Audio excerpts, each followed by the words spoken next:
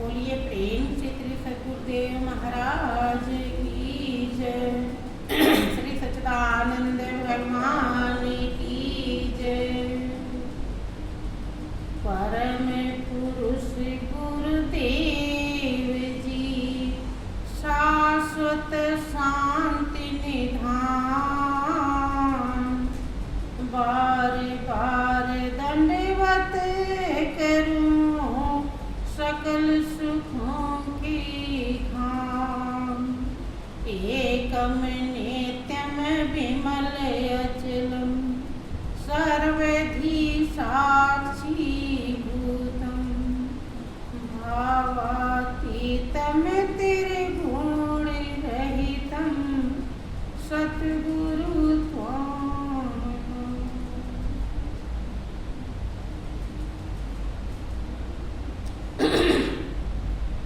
बोलिए प्रेम से श्री सद्गुरुदेव महाराज की जय। श्री सच्चिदानंद भगवान की जय। प्रिय बहनों, परम पिता परमेश्वर की असीम दया दृष्टि से हम जीवों को सत्संग का महापावन अवसर मिला हुआ है, जिसके जीवन में ये अवसर मिला, वास्तव में वही जीवन की कीमत को पाया है। ये अवसर इतना कीमती है, इसके लिए ऋषियों मुनियों ने हड्डी गला दी, राजाओं ने हस्ती मिटा। हमेशा आप सुनते रहते हैं कि कुछ पाने के लिए कुछ खोना पड़ता है। संसार में अगर कुछ पाने लायक है तो वो मालिक ही है, उसका नाम। आप सभी लोगों का अनुभव है, ये दुनिया में जो कुछ भी है, चाहे कोई व्यक्ति हो, चाहे कोई वस्तु, सब एक दिन अलग हो जाते हैं। यहाँ तक कि अपनी ये काया जो पिजड़ा है, जिसमें हमारी आत्मा मौजूद है, इस पिजड़े से भी आत्मा निकल जाती है और ये पिजड़ा भी यहीं पड़ा रह जाता है कि हंसा निकल गया पिजड़े से, खाली पड़ी रही तस्वीर। अर्थात अगर दुनिया में दिल लगाने योग्य कुछ है तो प्रभु का नाम। इस सच्चाई को सत्संग ही दर्शाता है, लेकिन ये सच्चाई, ये अनुभव हमारे हृदय में तभी उतरता है जब हम दुनिया के विकारों को अपने हृदय से निकालते। अगर अपने हृदय से विकार नहीं निकालते तो जैसे ओखली में कोई चीज हम जब रखते हैं तो ओखली दोनों, चाहे अच्छा या बुरा, दोनों को फूट देता है। फूट तो दिया लेकिन वो अलग नहीं कर पाता है। ऐसे ही जब हमारे अंदर दोनों भरे रहते हैं तो हमारे लिए वास्तव में क्या जरूरी है, हमें किसे हासिल करना चाहिए, किसे धारण करना चाहिए, क्या कीमती है और क्या कम कीमती है, ये हम समझ नहीं पाते। और जब समझ नहीं पाते तो जीवन, वही सुनते हैं कि साखी शब्द बहुत सुना, मिटा न मन के दाग, और संगत से सुधरा नहीं, ताका बढ़ाया अपना। जीवन का कीमत क्या है, इसके बहुत महापुरुष महान हस्तियां साक्षी हैं। वो अपनी वाणी को, अपने अनुभव को लिखकर चले गए, और वही समय के संत महान पुरुष समझाते हैं। और उसे सुन करके जब हम धारण नहीं करते तो हमारे हृदय की मैल बेकार धुलते नहीं। धुलना जरूरी है। अगर इस जीवन में हम नहीं धो सके कि फूल भी है सही, वृक्ष भी है सही, डालियां भी सही, पत्तियां भी सही, और फिर भी आनंद के फल लग न सके, ऐसे ऋतुपति के आने से क्या फायदा। मनुष्य की जिंदगी मिली, मालिक ने हमको पागल नहीं बनाया, समझदार बनाया, पढ़ाई लिखाई भी प्रदान करे, अच्छे कुल खानदान में जन्म दिया, और सतगुरु मिल गए जिन्होंने ब्रह्म ज्ञान प्रदान करे। और वो ज्ञान आपके हृदय में कैसे बसेगा, कैसे आप धारण कर पाओगे, उसका दांव पेच समझाते ही रहते, और फिर भी हम उसे अवॉइड करते रहे। अगर धारण नहीं कर पाए ऐसा सौभाग्य मिलने के बाद, तो फिर क्या कहा जाएगा, विचार कीजिए। फिर हमारी आत्मा ये बहुत ही पछताएगी, पछताए नहीं। इसलिए संत महान पुरुष हमेशा परम हितैषी होने के कारण बहुत अच्छी तरह से दोहा, चौपाई, छंद, सोरठा, गद्य, पद्य सब का उदाहरण दे करके आपको समझाना चाहते हैं। देखें, सभी महान पुरुषों का दावा है कि इस दुनिया में दिल लगाने के लायक मालिक है, उसका नाम है कि राम नाम की लूट है, लूट सके तो लूट, अंत काल पछताएगा जब प्राण जाएंगे छूट। अब बहुत लोग कहते हैं कि नाम तो चल ही रहा है, लेकिन क्या जब ज्ञान नहीं मिला था तब नहीं चल रहा था? तो भी चल रहा था, लेकिन क्या कोई लाभ मिल रहा था? नहीं। लाभ तब मिलता है जब हमारा मन वहां पर होता है।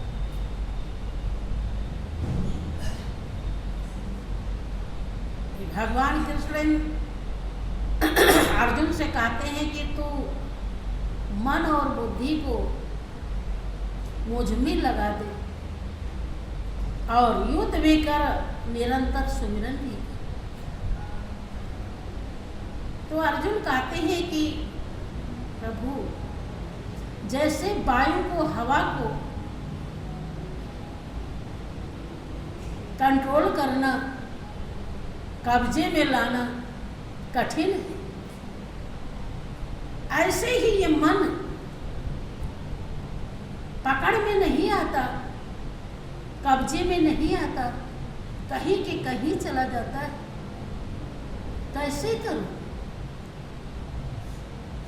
भगवान कृष्ण कहते हैं कि आ संशयम महाबाहो मनो दुर्निग्रहम चलम अभ्यासेन तु कौन्ते वैराग्येण च गृह्यते।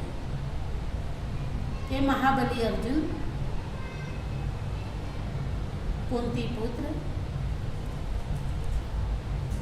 मैं मानता हूं कि मन बड़ा ही विकराल है, विकट है, ये टेढ़ा ही चलता है,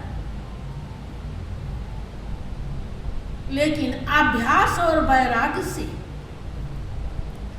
किसके अभ्यास से? प्रभु के नाम के अभ्यास से, और वैराग्य अर्थात इस दुनिया में कौन सा लगाव दुखदाई है और कौन सा लगाव सुखदाई है, किसे हृदय में बसा लेना चाहिए और किसे हृदय से निकाल देना चाहिए।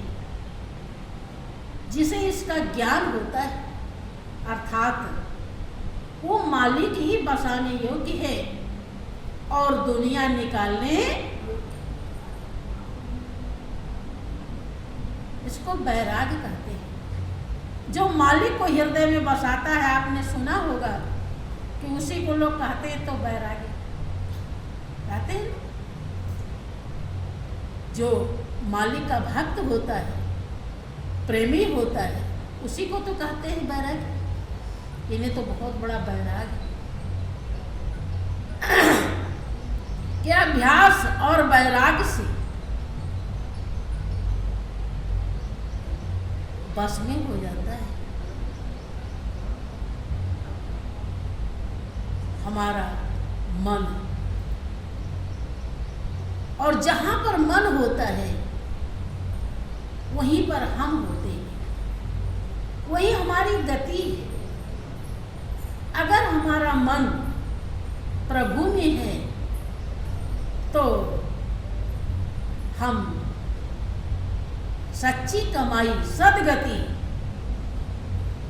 क्योंकि परमात्मा ही सच्चा है, अविनाशी है, निर्दोष है, निर्विकार है, निर्लिप्त है, निष्पाप है। जब हम उसमें होते हैं, हमारा मन वहाँ होता है, तो हम भी निर्दोष, निर्लिप्त, निर्विकार, निष्पाप हो जाते हैं।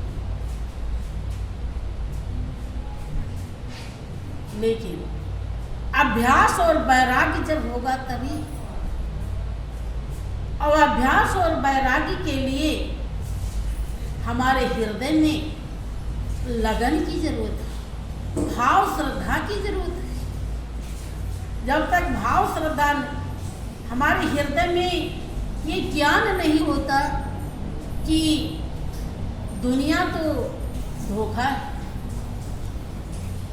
कोई भी अपना नहीं, ये प्रभु का नाम ही अपना है, प्रभु ही अपना है, तब हम चार काम छोड़ के भी ध्यान में बैठ जाते हैं और नाम सब काम करते रहते हैं, लेकिन अपनी सूरत को, अपने ध्यान को नाम में लगाए रखते हैं। जब समझते हैं कि ये सबसे ज्यादा कीमती, देखें राजा धर्मदास को जब पता चला, राजा थे कि तपस्वी से राजेश्वरी और राजेश्वरी से नरकेश्वरी, उन्हें ज्ञान हुआ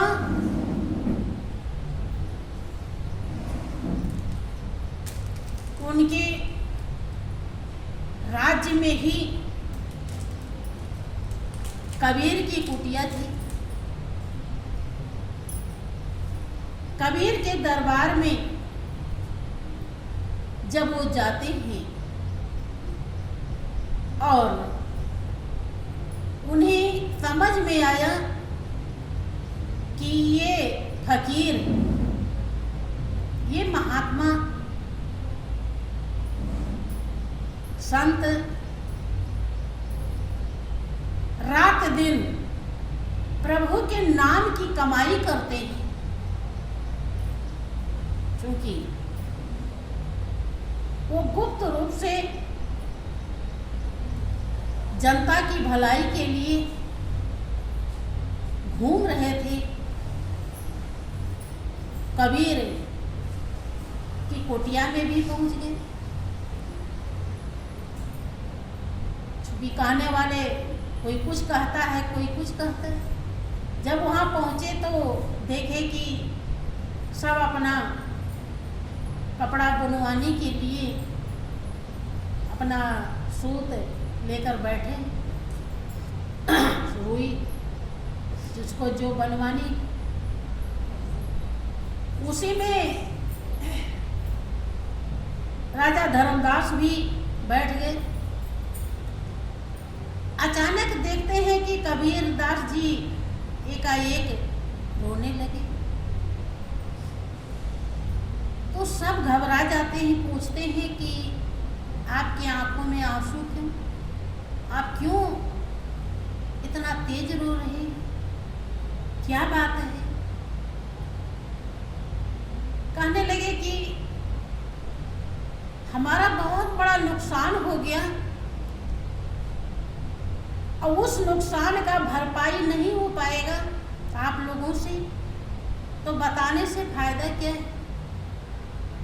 राजा धर्मदास ने कहा कि आप बताइए, ये तो प्रजा है और मैं राजा हूँ। अपना परिचय देते हैं, क्योंकि वो सिविल ड्रेस में थे। ऐसे ही मैं आपके दुख का निवारण अवश्य करूंगा, मैं राजा हूं। कि राजा साहब, आप भी मेरे नुकसान का भरपाई नहीं कर पाएंगे। राजा को बड़ा आश्चर्य लगा कि ये ऐसा क्या नुकसान हो गया कि हम भी उसे नहीं चुका पाएंगे। ये बताइए तो सही। कबीर ने कहा कि राजन, मैं हर श्वास में प्रभु के नाम का सुमिरन करता हूँ, चिंतन करता हूँ। संजोग ऐसा हो गया कि एक श्वास बिना नाम के चला गया। अब वो श्वास वापस नहीं आएगा कि हम उसमें सुमिरन कर लें। क्या आप सभी लोग, किसी में ताकत है? आप राजा हैं तो क्या मेरा एक श्वास वापस कर सकते हैं? असंभव। कि फिर कोई बात नहीं, एक श्वास में नाम सुमिरन नहीं हुआ तो और श्वास तो। कबीर ने कहा राजन कि कहता हूँ कहे जात हूँ, कहे बजाऊं ढोल, और श्वासा खाली जात है, तीन लोक का मूल। के राजन, आप राजपाट देखें, दुनिया के धन दौलत देखें, लेकिन श्वास की कीमत आपको पता नहीं है। कि मैं डंका के चोट पे कहता हूं, बजा करके, क्योंकि कोई ये झूठी बात नहीं, सदा सत्य बात है। एक श्वास की कीमत तीनों लोक की दौलत से बढ़कर। अब वो नुकसान हो गया, अब वो चला गया। लोगों का थोड़ा नुकसान होता है तो रोने लगते हैं, मेरा तो बहुत। तब राजा धर्मदास को ये बात दिल में घर कर जाती, क्योंकि बात दिल में जल्दी से अच्छी वाली चुभती नहीं, उल्टी वाली तो तुरंत चुभ जाती है, उसे तो देरी नहीं लगती। लेकिन इसीलिए लोग ज़्यादा लोग अच्छा नहीं बन पाते, उल्टा तो जरूर बन जाते हैं, लेकिन अच्छा बनने के लिए बहुत बड़े सहन शक्ति की जरूरत है। बहुत कुछ सहने लायक जब कोई बन जाता है, से धरती को महान कहा जाता है। कितना सहती है, देखिए, कोई फूल चढ़ाता है तो खुश नहीं होती, कोई गंदा फेंकता है तो डांटती नहीं, डांटती कितना सम है ये महान। देखो, इन्हीं से शिक्षा लेनी चाहिए। ऐसे ही हमें भी महान बनने के लिए सम बनना पड़ता है। कोई बहुत अच्छा श्रद्धालु आ जाता है, संत महान पुरुष, तो उसे उसके योग्य उपदेश समझाते ताकि यह और आगे बढ़े। कोई बिल्कुल नहीं समझता तो उसे उठाने की कोशिश करते, ये नहीं देख करके वो कोई इतराते नहीं कि इसे तो कुछ नहीं पता। जानते हैं कि इसके संस्कार दूषित है, ये दुनिया में बहुत दुख उठा रहा है, इस दुनिया से इसे कुछ नहीं मिल पा रहा है, केवल राह खर्च ही है, और आगे भी बस कुछ नहीं मिलेगा, इसका जीवन यूं ही चला जा रहा है। कौन उपाय करूं कि इसे जीवन की कीमत थोड़ी तो मिल जाए, ज़्यादा नहीं सही थोड़ी ही से। संत महान पुरुष जानते हैं आप गुनाहों के भंडार हैं, लेकिन फिर भी आपको उसी रास्ते से ले चलते हैं जिससे आप थोड़ा खिसकना सीख जाए, चलना सीख जाए। अगर वो आपके वो सारे विकारों को बता दे तब तो आप वहीं पर बेकार हो जाए। धीरे धीरे धीरे धीरे ले चलते कि धरती से, अंबर से, पेड़ पौधों से, बादल से हमें परमार्थ सीखना चाहिए, भलाई सीखनी चाहिए। देखो ये कैसे, अभी आपको मनुष्य की जिंदगी देखिए मिला है, देव दुर्लभ चोला है। जो जिंदगी मालिक ने आपको दिया वो देवता को नहीं दिया, लेकिन आपके पास उतनी सहन शक्ति नहीं है जितना एक वृक्ष के पास शक्ति है। देखें, आप अभी भोजन बनाए हैं, हमारी बहनें भोजन बनाई और सब खा लिए, लोग कुछ नहीं मिला अपने लिए। कोई बिरले ऐसी होगी कि जो धन्यवाद दे, नहीं गुस्सा जरूर करे कि हमें तो कुछ मिला ही नहीं, सब खा गए। एक छोटा सा उदाहरण बताइए, ऐसे तो बहुत है। वो पेड़ के सब फल खा जाते हैं, लोग तोड़ में देते हैं डालियां भी, लेकिन वो कुछ कहता है? विचार कीजिए, आपके लिए मालिक ने कितनी व्यवस्थाएं की, मनोरंजन की कितने साधन बनाए, खाने पीने के लिए कितनी चीजें बनाई हैं, आराम के लिए कितनी व्यवस्थाएं बनाई हैं, और फिर भी हम थोड़ा भी सहन शक्ति नहीं रखते, थोड़ा भी इनसे सीख नहीं लेते, थोड़ा त्याग। बहनों, आज तक अगर नमस्कार है दुनिया में तो त्याग की, त्याग अवश्य करना चाहिए। जिसने त्याग किया उसी का जीवन जीवन बना है, और जिसने त्याग नहीं किया उसे कुछ नहीं मिल पाया। त्याग से ही अब सुनते हैं कि वो पत्थर पर जब छेनी हथौड़ी चलती है, त्याग ही तो है।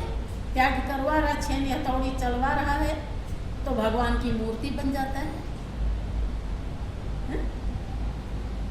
त्याग है कि नहीं? और जो त्याग, जो पत्थर पर छेनी हथौड़ी नहीं चलती, वो पत्थर रह जाता है, पत्थर ही रहता है ना। तो राजा धर्मदास को होश आ जाता है, जीवन के ध्येय और लक्ष्य के लिए जग जाते हैं कि ये गरीब फकीर जिसके पास मेहनत से 2 रोटी मिलती है, कपड़ा बुनते हैं, सबका जो मजदूरी मिलती है उससे इसका खर्च चलता है, और ये मालिक का इतना वफादार है, कपड़ा बुनते हुए प्रभु के नाम को हर श्वास में सुमिरन करता है। और मुझे तो मालिक ने पूरा राजपाट, सिंहासन, सेना, फौज सब कुछ दिया है। मैं तो चाहूं कि घंटा, 2 घंटा, 4 घंटा कोई हमको डिस्टर्ब ना करे, तो कोई काम ना करूं, केवल नाम सुमिरन करूं। लेकिन ये तो कपड़ा भी बुन रहा है, सुमिरन भी कर रहा है। इसके पास ऐसा नहीं कि खाली बैठे तो करे, क्योंकि कपड़ा नहीं बुनेगा तो पेट का धंधा नहीं चलेगा। ये इतना वफादार है, और हम उस मालिक के लिए आज तक कुछ भी नहीं किया, उसका नाम कभी लिया ही नहीं। ये बात जब दिल में चुभती है तो राजा धर्मदास अपने ध्येय और लक्ष्य के लिए चल पड़ते हैं। वो कबीर के झोपड़ी में आ जाते हैं, उस समय तो चले जाते हैं, और फिर हाथ जोड़ करके उनके शरण में आने के लिए प्रार्थना करते हैं। कहते हैं कि हमको महाराज जी अपनी शरण में ले लीजिए, लेकिन ध्यान रहे सही जो फकीर संत होते हैं उनके लिए शेर और बकरी एक घाट पे पानी पीती, ये नहीं कि एक के लिए दूसरी व्यवस्था और दूसरे के लिए दूसरी व्यवस्था, सबके लिए ये कहीं एक समान होते। भले ही राजा थे, कबीर ने कहा कि राजन, उस परम सत्ता को जानने के लिए सेवा करनी पड़ेगी, क्योंकि जब तक कोई सेवा नहीं करता तब तक उसका हृदय निर्मल नहीं होता। कि मिटा दे अपनी हस्ती को, गर कुछ मर्तबा चाहे कि दाना खाक में मिलकर गुले गुलजार होता है। इसीलिए जिसके अंदर अकड़ होती है, ऐंठन होती है, अहंकार होता है, वो सही से परमात्मा का प्रेमी नहीं बन पाता। और जब अकड़ खत्म होने लगती है, हृदय मालिक के तरफ खुलने लगता है, बढ़ने लगता है, तब उसके हृदय में श्रद्धा, प्रेम, भक्ति पैदा होने लगती। सेवा करने के लिए बताते हैं। आपने बहुत बार प्रसंग सुना है कि राजा धर्मदास सेवा स्वीकार कर लेते हैं, क्योंकि जब उन्हें पता चला एक श्वास की कीमत तीनों लोग के दौलत से बढ़कर है, तो हमारा राजपाट तो कुछ भी नहीं, और वो हमारे श्वास में रात दिन पैदा हो रहा है। मोती बूंद घटही में उपजे सुकृत भरत भंडारी। सुकृत जो अच्छा कर्म करते हैं वो भंडार को भर लेते हैं, और वो यहीं से मिलेगा। अगर पता नहीं चला तो हम उसका लाभ नहीं उठा पाएंगे। सेवा करते हैं दोनों टाइम। गुरु दरबार में कुटिया में आते हैं, नहा धो करके फूल चढ़ाते हैं, झाड़ू बर्तन करते हैं, फिर नहाते हैं, फूल अर्पण करके तब अपना राजपाट का काम करते दोनों टाइम। सुबह करके जाते सिंहासन पर, फिर बैठते। ऐसे ऐसे 6 साल किया तो फिर परीक्षा फेल हो गए। फिर जब 12 साल पूरा हुआ तब लोई ने फिर परीक्षा लिया, क्योंकि उन्हें दया आ रही थी कि राजा होते हुए हस्ती मिटा दिया है, अब फिर भी वो चीज नहीं मिल पाई है जो लाभ उठाने के लिए जीवन मिला है। जब पता ही नहीं तो लाभ कैसे उठाएंगे। 12 साल के बाद जब उन्हें ज्ञान मिलता है, कबीरदास जी उन्हें ज्ञान के लिए क्या अंदर बुलाते हैं, तब वो कितने विनम्र भाव से, जब उन्हें समझ में आ जाता है कि संसार है क्या, राजपाट धन दौलत फौज सिपाही ये किसी और के हैं, कहिए तो किसी के नहीं है। आज हमारे कल उनकी परसों उनके, अपना तो केवल परमात्मा ही है। जब उन्हें पता चला तो 12 साल के बाद व्याकुल होकर के आंखों में आंसू भर करके